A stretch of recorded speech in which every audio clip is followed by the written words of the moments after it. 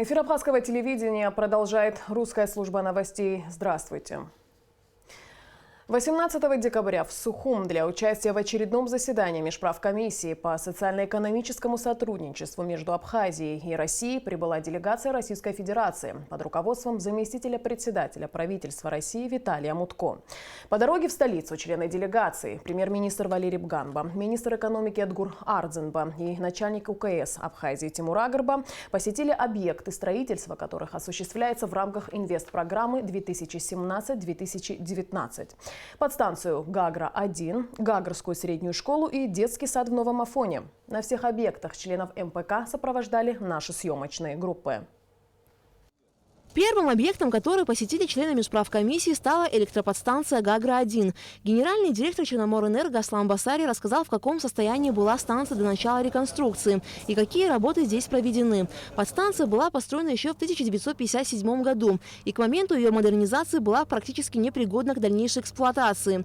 Гагра-1 питает основные узлы города, в частности его центральные районы. И перебои в подаче электроэнергии в основном происходили из-за больших нагрузок, которые сети не выдерживали по причине изношенности оборудования. Если ранее мощность Гагра-1 была всего 20 киловатт, то теперь благодаря установке двух трансформаторов по 25 тысяч киловольт-ампер каждый, ее мощность увеличилась вдвое и составляет 50 киловатт.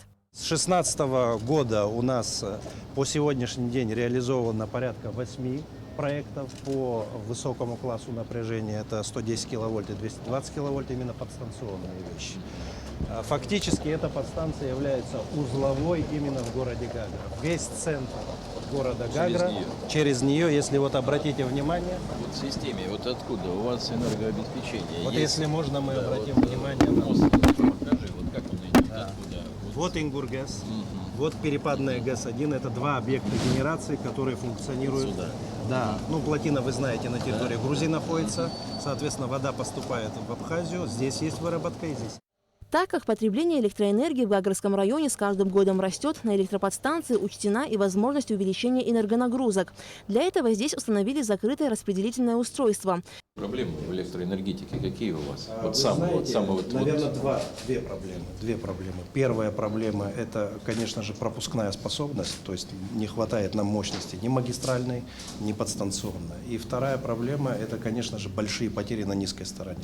То есть в силу того, что мы не можем нормальным образом контролировать сеть из-за отсутствия приборов учета, из-за дисциплины неплатежей и так далее, получается, что у нас такое количество потерь при реконструкции этих сетей и при приведении в порядок учета. Ну, по нашим оценкам, порядка 30% мы можем снизить потребление электроэнергии по всей Абхазии. Далее делегация направилась в Гагрскую школу номер 1, где практически завершены все работы по строительству. Школа была построена в 70-х годах прошлого столетия. Здание находилось в аварийном состоянии. И в 2017 году было принято решение построить новую школу. Теперь, где раньше находился один объект, построили 4 новых корпуса.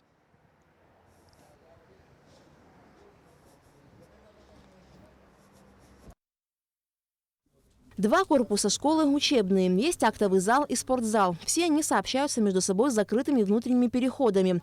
В образовательном учреждении 48 учебных и 8 лабораторных кабинетов. Сделали проект На 600 мест. да, это человек. обычная средняя школа, да? Это просто по 11 класс. Да. Ну, для Абхазии это считается большая школа. Сметная стоимость проекта вместе с оборудованием и инвентарем составляет 337 миллионов рублей. На сегодняшний день 90% работ уже выполнено. Виталий Мутко поинтересовался у директора школы, нравится ли коллективу новое образовательное учреждение. Сколько у вас вообще педагогический состав учителей? Педагогический состав 47 преподавателей сегодня в нашей школе работает. А вот школа вы здесь до этого работали? Да. Ну, это лучшая школа, чем предыдущая была? Безусловно. Там что было? Там в той школе был, там отдельно вот разведены начальная или общая была такая? В предыдущей школе блок был один, но, конечно, начальная школа, она отдельно, значит, в одном блоке была, в одной секции была. А здесь у нас мы планируем начальную школу разместить в корпусе в блоке А. Ну, Они будут сейчас отдельно. Это очень правильно, это очень хорошо. Ну, вот у нас сейчас тоже пошли такие типовые школы. Мы тут один Методически, блок. конечно, это намного лучше и правильнее. Здесь, в этом корпусе, будет среднее, старшее звено. Они выходят во двор отдельно сюда, маленькие в другой нижний двор выходят, там у них зеленая площадка, вот очень удобно. Ну, понятно. Да. Ну, ясно. Значит, в целом вы так довольны? Очень. Все строительно-монтажные и пусконаладочные работы в Гагрской первой школе планируется завершить к концу текущего года. Алика Трапш, Тамас Чиковани, Алексей Агухава, Руслан Орлов. Абхазское телевидение. Возведение детского сада в Новом Афоне началось 2 года назад. Участок оказался оползневым и доставил строителям немало хлопот. Теперь на этом месте построен просторный, отвечающий всем современным требованиям детсад. Учреждение рассчитано на 100 мест и подготовлено для комфортного и безопасного пребывания дошколят. Садик строился по инвестпрограмме, было выделено 132 миллиона рублей. И мы уложились в 2 года. Отопление, вода здесь бесперебойно. Электроэнергия, вы видите, благодаря Черноморэнерго они протянули прекрасную линию. Появление нового большого детского сада имеет огромное значение для жителей Гудаутского района, так как посещать его будут дети как из Нового Афона, так и близлежащих сел. У нас есть старый садик, на сегодняшний день там около 80 детей. Но поскольку у нас на очереди стоят очень много детей, не только нашего города и близлежащих сел, обязательно надо освобождать родителей, и для этого нужны детские сады. Вице-премьер Российской Федерации Виталий Мутко и премьер-министр Абхазии Валерий Бганба осмотрели пищеблок, состоящий из нескольких цехов со всем необходимым оборудованием, просторные спальни и игровые комнаты. Здесь игровая комната, а вот здесь спальня. Все они солнечные. Так сделано, что все солнечно, да? Да. Вот, на 20. Внимание Виталия Мутко также привлекли музыкальная комната и спортивный зал, оснащенный новым инвентарем. О, манежик есть. Канат, манеж. Ну, и все это, да? Это стандартный набор. Стандартный набор. Здесь все решится. Также Виталий Мутко поинтересовался, оснащены ли помещения всем необходимым инвентарем и доволен ли коллектив новым дошкольным учреждением. По качеству вы тоже удовлетворены, да? Да. Ну ладно, тогда Качество давай. строительства Вы я после Нового удовлетворена. года хотите, да? После Нового года, после Ну ладно, каникул. тогда Спасибо вам вам удачи, большое, привет что вы детишкам, приехали к нам родителям. в наш Спасибо вам. город. Давайте. Большое вам спасибо. Новый детский сад распахнет свои двери для более 100 детей уже совсем скоро. Как говорят сотрудники местной администрации, в начале следующего года. Эсма Гуланзе, Степан Мартиросян, Абхазское телевидение. Спорткомплекс Абхазского государственного университета, возможно, будет отремонтирован за счет сэкономленных в рамках инвестпрограммы средств. В рамках своего рабочего визита вице-премьер России Виталий Мутко посетил Абхазский государственный университет, где состоялась встреча со студентами вуза, на которой и было озвучено такое предложение. С подробностями на Алакове. Делегацию межправкомиссии встретили ректор АГУ Олег Угварамия и педагоги университета. А в актовом зале их ждали студенты вуза. Олег Угварамия рассказал гостям историю главного высшего учебного заведения страны, о трудностях на пути становления вуза, об успехах и достижениях выпускников. Ректор также отметил важность подобных встреч с молодежью Абхазии. К великому сожалению, очень много различных потрясений перенес наш народ.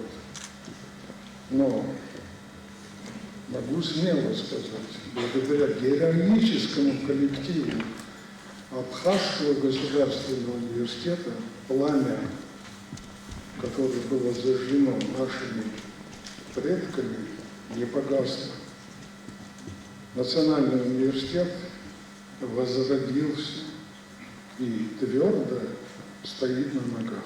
Обращаясь к студентам, вице-премьер России Виталий Мутко подчеркнул, что, несмотря на загруженность программы их пребывания в республике, они не могли не побывать в кузнице кадров. Затрагивая вопрос инвестиционной программы, Мутко отметил, что одним из ее ключевых направлений является образование и воспитание подрастающего поколения. И в России мы исходим из того, что сегодня ключевое направление – это образование. Это инвестиции, самое главное, это инвестиции конкретного человека и инвестиции в целом в страну. Чем вы будете более образованные, более подготовленные, тем, конечно, у вас у самих будет больше возможностей. Вы будете просто конкурентоспособны. И, естественно, конечно, и у страны, та, которая обладает высоким уровнем стандартов образования, конечно, будет все возможности. Студентам университета была предоставлена возможность задать вице-премьеру Российской Федерации интересующие вопросы, среди которых были темы, касающиеся образования, спорта, архива и многого другого. В процессе обучения мы столкнулись с проблемой ограниченного доступа к электронным ресурсам российских библиотек. Так вот, можете ли вы как-то посодействовать тому, чтобы у студентов нашего университета был к ним бесплатный доступ? В новом структуре правительства мы разделили, сейчас было у нас одно министерство, сейчас у нас Министерство просвещения, это все, что касается образования школьного и среднеспециального, и высшая школа и науки отдельно. Я попрошу министра, конечно, мы попросим попросим двух министров это дело посмотреть. Мы сегодня такое поручение сформулируем, и я думаю, что никаких я не вижу каких-то преград и проблем. Как известно, Абхазский государственный университет также был отремонтирован в рамках российской инвестпрограммы. Однако ремонт спортзала АГУ в программу не вошел. Студенты обратились к Виталию Мутко с просьбой оказать содействие в решении этого вопроса. Виталий Мутко предложил премьер-министру Абхазии Валерию Бганба направить сэкономленные в рамках инвестпрограммы средства на решение этой проблемы. Затем вместе с делегацией осмотрел и сам зал. Ремонт АГУ был начат в 2010 году и завершен в 2017. На его реконструкцию было выделено около 700 миллионов рублей. На Алакове, Дэвид Анкваб, Руслан Орлов, Абхазское телевидение. До начала пленарного заседания межправкомиссии с заместителем председателя правительства Российской Федерации Виталием Мутко встретился президент Абхазии Рауль Хаджимба. Глава государства отметил важность обсуждения будущей инвестиционной программы содействия социально-экономическому развитию и подведения итогов реализации мероприятий предыдущего периода. Тот объем работ, который сегодня предстоит на 18-м заседании нашей межправкомиссии, я надеюсь на то, что он будет достаточно активно проработан, и те планы, которые обозначены, там 8 наших пунктов, которые мы должны с вами обсудить, я надеюсь, получат достаточно позитивный характер. Несомненно, для нас важно, основная, как вы и заметили, задача – это реализация тех мероприятий, которые обозначены в инвестпрограмме, обсудить и то, что сделано за период 17-19 год, и, конечно, те мероприятия, которые предстоят за период 2020-2022 год, выполнить нам. Несомненно, это дает положительную динамику развития самой Абхазии, создают условия прироста и финансовых возможностей в целом. Побывали сейчас и на объектах различных социальных, инженерной инфраструктуры, были на Гаграх, по Сухум погуляли, в Афоне посмотрели школу, детский садик. В целом все, мне кажется, на хорошем уровне идет и работа. Так что в целом спасибо за внимание. Мы уже по ходу очень много вопросов обсудили. И, в принципе, по завершению нашей, скажем, программы, которая в декабре заканчивается, контуры программы, они подготовлены уже на 2020-2022 год. Ряд еще вопросов. Так что в целом очень хорошее впечатление от университета. С молодежью пообщались. Очередное заседание межправкомиссии состоялось во второй половине дня. Главным вопросом стало обсуждение новой инвестиционной программы на 2020-2022 годы. В целом, на ее реализацию Российской Федерации будет выделено 4,5 миллиарда рублей. По завершению пленарного заседания был подписан протокол. Амелия Бисмарк расскажет все подробности. Заседание межправительственной комиссии открыл премьер-министр Абхазии. Валерий Бганба поприветствовал коллег и пожелал плодотворной работы. Только на экономическую часть помощи Республике Абхазия с российского бюджета выделено 23 миллиарда рублей. Построены многие объекты детских дошкольных школьных учреждений, объекты здравоохранения, объекты экономики, как молзавод, много объектов энергетики, дороги протяженностью около 600 километров, Вся эта работа была проделана с помощью Российской Федерации. Между Россией и Абхазией существуют долгосрочные отношения, которые базируются на фундаментальном договоре о сотрудничестве и стратегическом партнерстве, отметил заместитель председателя правительства Российской Федерации. В этом контексте планируется серьезная работа, направленная на реализацию ряда проектов различного характера, подчеркнул Виталий Мутко. В заседании нашей комиссии нам хотелось бы обсудить итоги работы по реализации ряда соглашений. Прежде всего, мне хотелось бы отметить, что это такие соглашения, которые сегодня существуют. Это и поддержки, значит, сегодня социальной сферы в области модернизации и обеспечения лекарственными препаратами, вопросы создания совместного информационно-координационного центра. Здесь мы с вами, как и договорились, подписали соглашение о продлении на 3 года этих 3 соглашений. Правительство Российской Федерации недавно их утвердило и дало возможность для подписания. Но надеюсь, что особенно по нашему информационному центру наши коллеги из 2 ведомств более активно начнут работать. В рамках инвестиционной программы на 2017-2019 годы на территории Абхазии было реализовано 170 проектов. Некоторые из них находятся на стадии завершения, другие уже успешно воплощены в жизнь. Главным вопросом пленарного заседания стало обсуждение новой инвестпрограммы на 2020-2022 годы. Виталий Мутко озвучил главные направления работы в ее рамках. Мы с вами договаривались, ставя перед коллегами, которые разрабатывали программу, что она должна решить несколько важных вопросов в эти ближайшие 3 года. Это прежде всего устранение инфраструктурных ограничений для социально-экономического развития Абхазии, включая строительство, реконструкцию, капитальный ремонт объектов энергетической, коммунальной, инженерной инфраструктуры. Это, конечно, должно способствовать привлечению частных инвестиций в бизнес. Во-вторых, продолжим формировать благоприятный инвестиционный климат для развития малого и среднего бизнеса, создания рабочих мест. В рамках следующей инвестпрограммы также будут профинансированы работы на объектах, которые не успели сдать в эксплуатацию в 2019 году. После обсуждения вопросов повестки дня Валерий Бганба и Виталий Мутко подписали протокол заседания.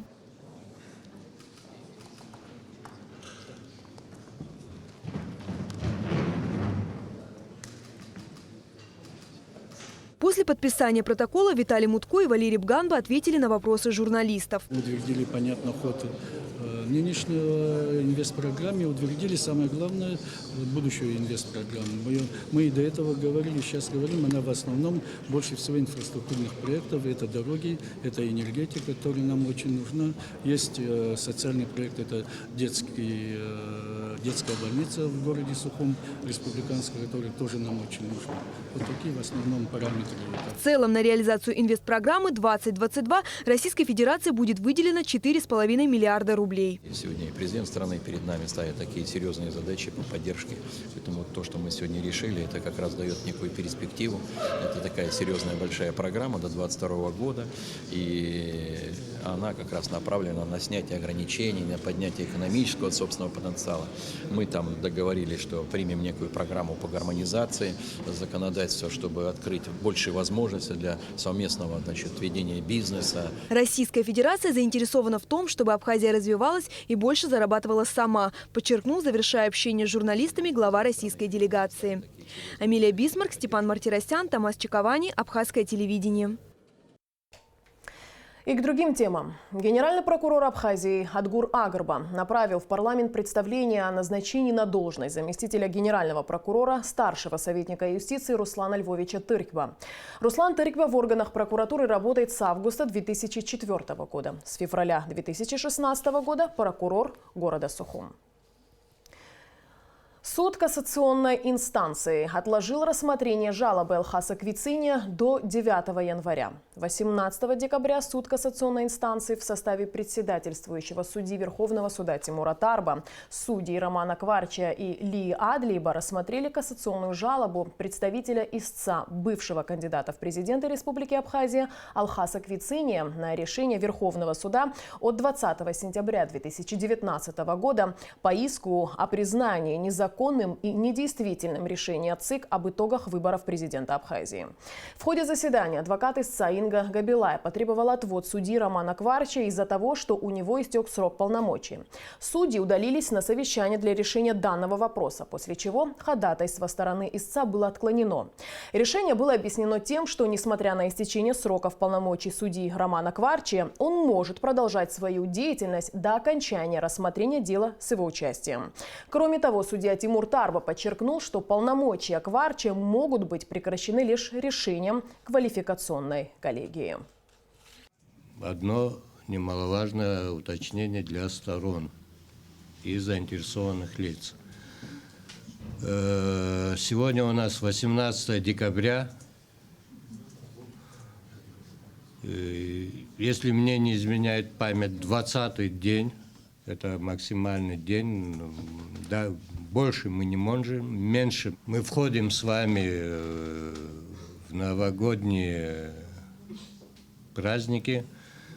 Срок истекает, это 20-дневный 7 числа, календарно, 7 января. Понятно, что 7 января не рабочий день, соответствующий производственный календарь имеется, утвержден Кабинетом министров. И у нас получается, исходя также из норм закона, первый рабочий день 9 января уже 2020 года.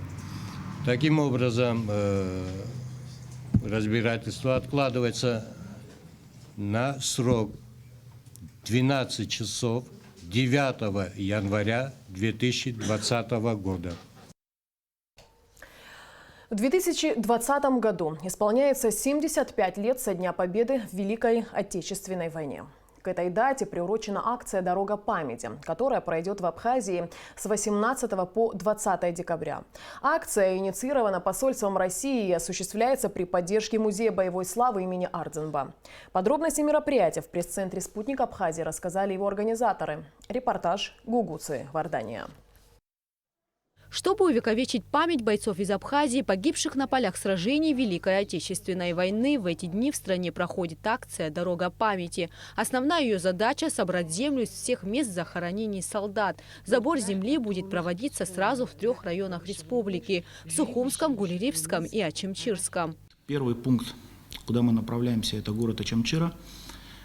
Там находится могила 8 советских подводников. Подводная лодка М-51 погибла 22 сентября 1943 года у берегов Ачамчиры. Второй пункт у нас в населенном пункте Дранда находится братская могила 11 советских военнослужащих, к сожалению, безымянных, потому как их обнаружили не сразу. Пункт номер 3 – это село Баслата Сухумского района. Там также находится кладбище. Советские солдаты, которые умерли от ран в госпиталях. К 75-й годовщине Победы в Москве на территории Парка культуры и отдыха «Патриот» возводится главный военный храм. Под открытым небом разместится универсальный мультимедийно-музейно-выставочный центр под названием «Дорога памяти». Здесь будут размещены десятки миллионов фотографий фронтовиков и тружеников тыла. Именно в этой дороге памяти займут свое место капсулы с частицами грунта из Абхазии. Это также часть вклада в эту галерею памяти. То есть земля с воинских захоронений со всего, по большому счету, со всего мира, нельзя сказать, со всей Европы, со всех театров боевых действий, где есть захоронения, будет эта земля изыматься, она уже изымается сейчас, и она будет, соответственно, привозиться туда, в этот комплекс мемориальный. Акция «Дорога памяти» завершится 20 декабря. Ровно в полдень в Сухуме у памятника неизвестному солдату состоится финальная торжественная церемония забора земли. Гугуца, Вардания, Дэвид Анкваб, Абхазское телевидение. И в конце выпуска традиционно о погоде. По сообщению Гидрометцентра, 18 декабря в Абхазии ожидается преимущественно ясная погода. Температура воздуха ночью +4-9, днем 12-17 тепла. Температура морской воды +13.